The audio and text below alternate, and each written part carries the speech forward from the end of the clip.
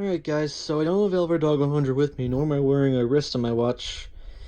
But today, we are in my room, and the reason why I want to make this video is to give you guys some good news, show you something new I got, and explain to you about the camera that I've been using lately, especially for my siren videos. So, first off, we're going to tell you guys, I'm going to tell you guys about the good news. So, you may have realized that I haven't been pointing up my Garmin Forerunner 620 watch in the beginning of my videos. And if you haven't seen the video where I explain why it is, it's because the strap wore out over time and broke. So here's a picture of what it used to look like with the old strap on it, which is broken if you look closely. And here's what it looks like when I put the new strap on.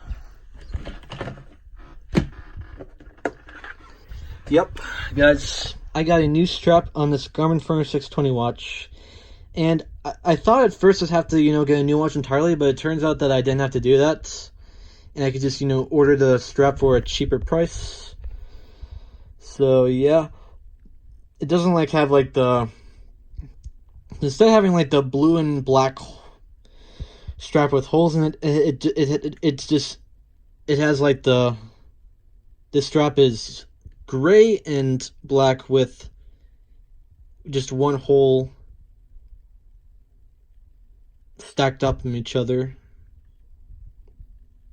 So you can see, I mean, it doesn't really blend in with the blue, but at least it blends in with one of the colors. Actually, you know what? The gray blends in with the silver buttons here. So you can do laps, run, adjust the time, and turn on and off the power. So yeah, I guess this does, play a factor in blending in with the color. So yeah, I actually didn't realize that at first, but now I did. So now that I have this, first of all, I also noticed that this part of the screw is missing.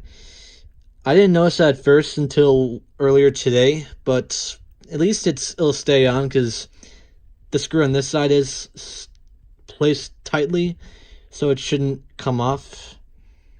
But yeah, now that I have this new strap on, I'll be able to, wear my Garmin watch again and point it up when I start videos. So yeah, I'm really excited about that. So I'm gonna put that to the side for now, and then show you guys this new rear scanner that I got at Walmart. And it is a Uniden Bearcat BC75 XLT. And one of the reasons why I got it is so that way, if I film siren videos, I could be able to program the frequencies, and then hear the tones come through. So that way I know they'd be testing the sirens. So yeah, and if you guys watch a lot of siren videos, you might have noticed that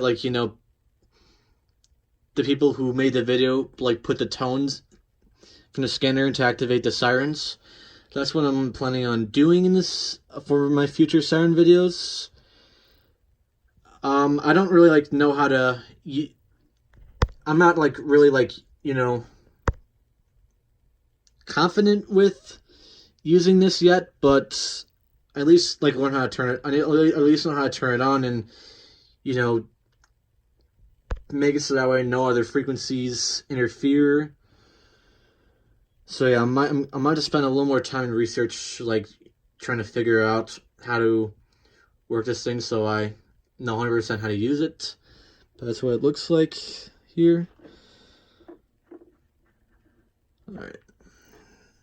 Alright, so the third thing I wanted to point out is that if you've seen my previous siren videos, you might have noticed that there's this purple hue that would appear when I'd zoomed in.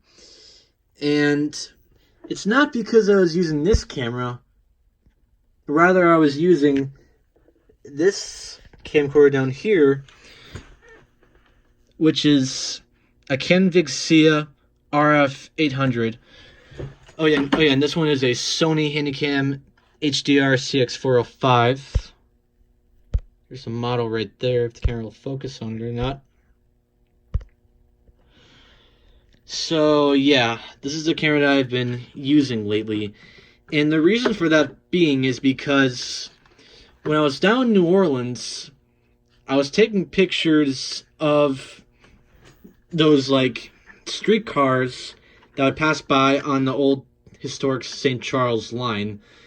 But then when I realized that my family was walking way ahead of me, I decided to run and catch up to them. But I didn't realize that my camera wasn't placed in my pocket down enough to a point where it wouldn't fall. So guess what, guys? It ended up falling on the concrete sidewalk with the battery flying out and maybe some other parts too. Who knows? But yeah, guys. So after that happened, it probably was the end of the Sony's life.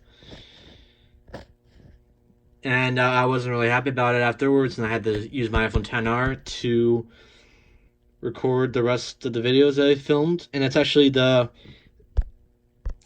device that I'm recording with right now. So yeah, that wasn't really a pleasant trip after that. And I also didn't know if I'd be able to get a good camera to film the siren, to film that EOWS 612 in Round Lake Beach with Mitchell. But luckily I was able to buy this from the Best Buy in Killdeer. So yeah, this is the camera that I've been using lately. And to be honest, like I kind of prefer the Sony more than the Canon. I know Canons are usually at better quality and isn't so grainy when you zoom in. But the problem with the RF8 HFR800 is that when you zoom in, it produces a purple hue, which just creates a really bad saturation to the video. And my Sony didn't have that problem. And also, like all Canons, if you zoom in and then turn off the camera or close the monitor, it will not turn right. And when you turn it back on, it will not put it in the same position that you zoomed into. It'll actually reset the zoom feature will reset itself. So the annoying part is that like if you're about to film a siren and place it on a tripod, and then you decide to close the monitor, and then you open it up, like you have to zoom in all over again, and that's really annoying. See, with my Sony, I never had that problem because like however far you zoomed in, if you close the monitor and open it up, you'd still be in the same position you zoomed into before you close the monitor. So that was really helpful. This, not so much. And I'm thinking of maybe, if I do get this camera fixed, I might use this one for filming sirens, and maybe this one for filming elevators, or doing behind the scenes for sirens. Because the other thing to point out is that this Canon Vixia has a bigger battery and a longer battery life versus this Sony. Because if you guys recall the time that I met up with Alex, me and Victor met up with Alex and Sam in October and November of 2018, the battery on this died quite a bit, and I had to use my backup Canon PowerShot Alpha-110HS, and that wasn't really pleasant. So I probably might use this one for elevators and this one for sirens and behind the scenes stuff if I do get it fixed. But so far it's not fixed, because if I try to open up the monitor screen, nothing displays. I try to push buttons, it still won't do anything. If I shake it, you can see that there's you can see some piece. You can hear some piece moving around if I shake it. So that doesn't look really good. So I think it might be an internal problem that caused this HDR6405 to, crap out.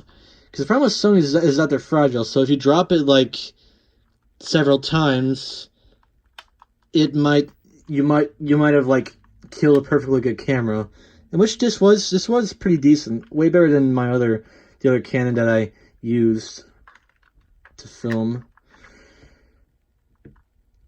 Also, the microphone is on top here, so the problem is that if I were to like put my fingers through the strap and film, the only way I'd relax my fingers is if I put it over the microphone. But the problem though is that if I do that, it's gonna make the audio sound muffly. So if I want to have good audio and still film, I'd have to, you know, just be careful and make sure that I don't, you know, put one of my fingers in this mic right here. So that's another reason why I don't like this Canon Vixia RF800. So yeah, guys, I got a new strap on my Garmin Forerunner 620 watch. I got a new radio scanner, and I've been using this Canon Vixia HF-R800 instead of the Sony HDR CX405. So yeah, guys, I'll give you guys an update if this does happen to be fixed. So yeah, hope you enjoyed this video, and hope you now know about why that purple hue has been occurring in a lot of my siren videos. I'm really sorry about that. But anyways, that's gonna be it.